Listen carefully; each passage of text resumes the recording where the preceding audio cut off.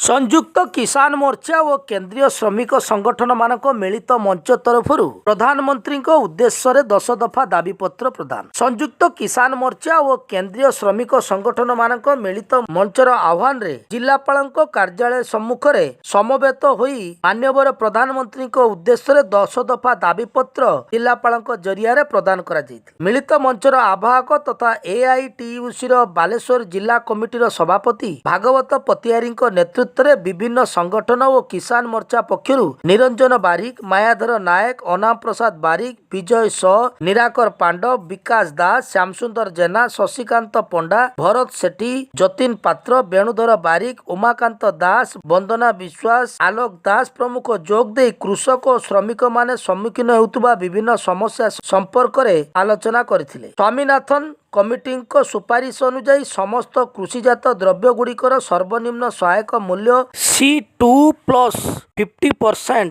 आधार रे घोषणा करा जाऊ और याकू आरक्षण मान्यता दिया जाऊ। कॉर्पोरेट स्वार्थ रे प्रणीत 4टी श्रम कोड प्रत्याहार करा जाऊ। समस्त प्रकार कृषि ऋण छाड़ करा जाऊ। कृषि जलसेचन रे विद्युत संयोगर लागुथिबा प्रीपेड स्मार्ट मीटर प्रत्याहार करा जाऊ। प्रति परिवार को 300 यूनिट पर्यंत बिजुली मागणा दिया जाऊ। एही सबु 10 दफा दाबी नहीं उभय केंद्र और राज्य सरकार पदक्षेप ग्रहण करने नहीं दाबीपत्र प्रदान करा जायछि। 1949 मसीहा नवेम्बर 26 तारिख रे आम भारतवर्षर संविधान प्रणयन सभा बा कन्स्टिट्यूएंट असेंबली रे आज दिन में आम भारतवर्षर जनसाधारण ग्रहण करूँ।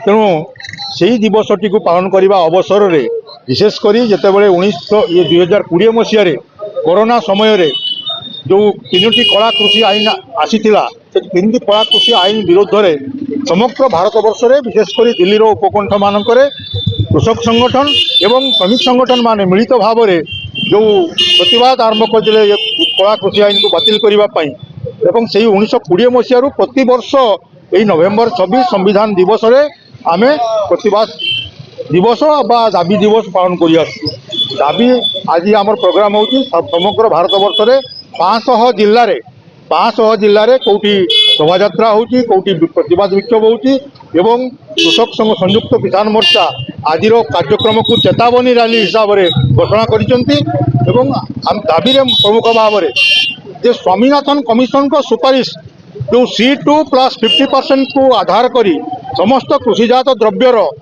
जो सर्वनिम्न सहायक मूल्य घोषणा करने कथा सरकार निजे घोषणा करते आगु सेटा को से पर्यंत करूना। तेणु आम प्रमुख दाबी जे स्वामीनाथन कमिशन को सुपारिश अनुसार C2+50% को आधार करी समस्त कृषिजात द्रव्यर सर्वनिम्न सहायक मूल्य घोषणा करा जाऊ। द्वितीय चाषी माने जो ऋण जाल रे पड़ी आत्महत्या करुचंती ताकू बंद करने समस्त प्रकार कृषि ऋण छाड़ करा जाऊ एवं 60 वर्ष ऊर्ध्व समस्त चाषी मानक पई मासिक पेंशन 10,000 टंका करा जाऊ।